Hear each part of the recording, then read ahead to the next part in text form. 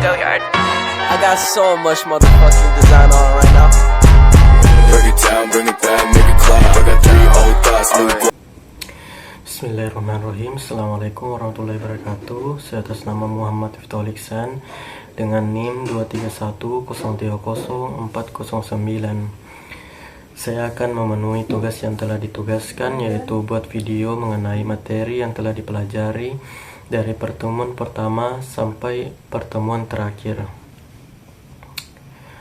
Manajemen strategik adalah proses perencanaan dan pengendalian sumber daya organisasi untuk mencapai tujuan jangka panjang. Ini melibatkan penetapan visi, misi, dan strategi organisasi serta pengambilan keputusan yang mempengaruhi arah dan kinerja organisasi. Manajemen strategik dalam sektor publik. Dalam sektor publik, manajemen strategik bertujuan untuk meningkatkan efisiensi dan efektivitas layanan publik, serta memastikan kepatuhan terhadap regulasi dan kebijakan pemerintah. Pentingnya manajemen strategik karena membantu organisasi menentukan arah jangka panjang dan merumuskan rencana untuk mencapai tujuan tersebut. Ini juga membantu organisasi beradaptasi dengan perubahan lingkungan. Pentingnya manajemen strategik bagi birokrasi. Bagi birokrasi, manajemen strategik membantu dalam pengambilan keputusan yang lebih baik, peningkatan efisiensi, dan pencapaian tujuan organisasi secara efektif. Prinsip penerapan manajemen strategik pada sektor publik. Penerapan manajemen strategik dalam sektor publik melibatkan perumusan visi dan misi yang jelas, analisis situasi, dan pengembangan strategi yang sesuai. Permasalahan yang mungkin timbul termasuk resistensi terhadap perubahan dan keterbatasan sumber daya. Manfaat manajemen strategik. Manfaatnya termasuk kemampuan untuk merespons perubahan lingkungan, meningkatkan daya saing, dan mencapai tujuan organisasi secara lebih efektif. Karakteristik manajemen strategik mencakup fokus pada jangka panjang, keterbukaan terhadap perubahan, dan keterlibatan semua pihak terkait dalam proses pengambilan keputusan. Adapun selanjutnya pengertian manajemen strategis. Manajemen strategis adalah proses perencanaan dan pengendalian sumber daya organisasi untuk mencapai tujuan jangka panjang.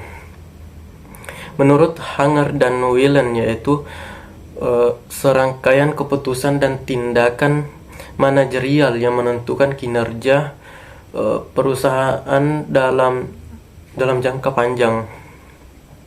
Proses manajemen strategis. Proses ini mencakup analisis situasi, penetapan tujuan, formulasi strategi, implementasi, dan evaluasi.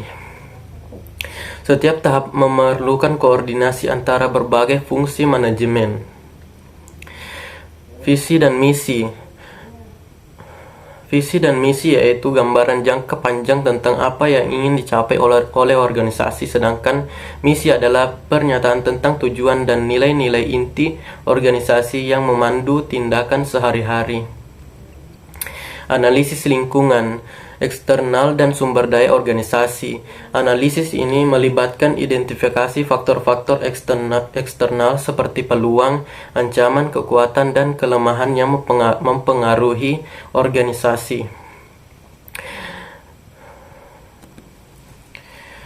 Identifikasi peluang dan ancaman, yaitu faktor eksternal yang dapat dimanfaatkan untuk keuntungan organisasi, sedangkan ancaman adalah faktor yang dapat merugikan organisasi. Identifikasi ini penting untuk menentukan strategi yang tepat. Adapun kultur organisasi tradisional antara manajemen dan karyawan.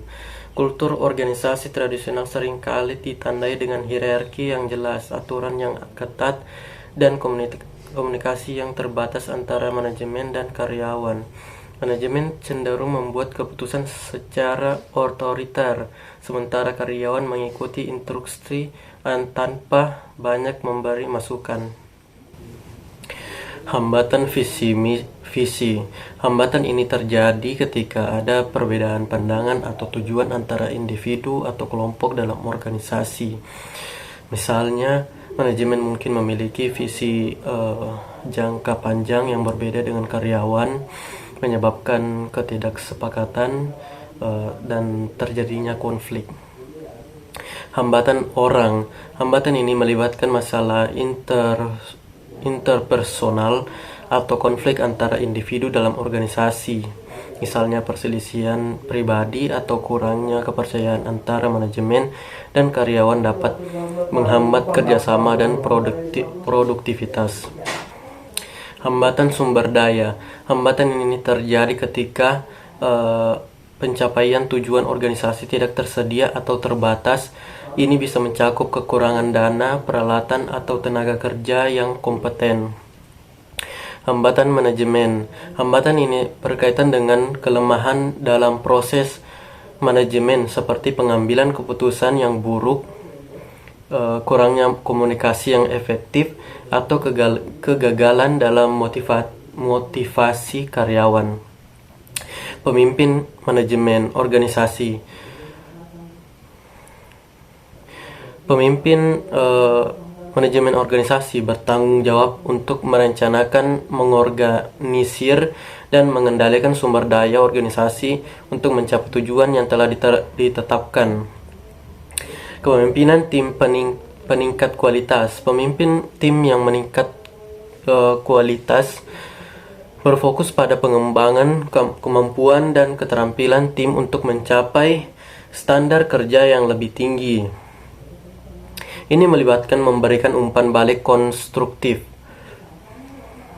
Pemimpin individu berkualitas, yaitu pemimpin individu yang berkualitas memiliki karakteristik seperti integritas, empati, dan kemampuan komunikasi yang baik. Sektor publik membutuhkan perencanaan strategik, karena sektor publik mencakup organisasi pemerintah dan lembaga publik yang menyediakan layanan kepada masyarakat.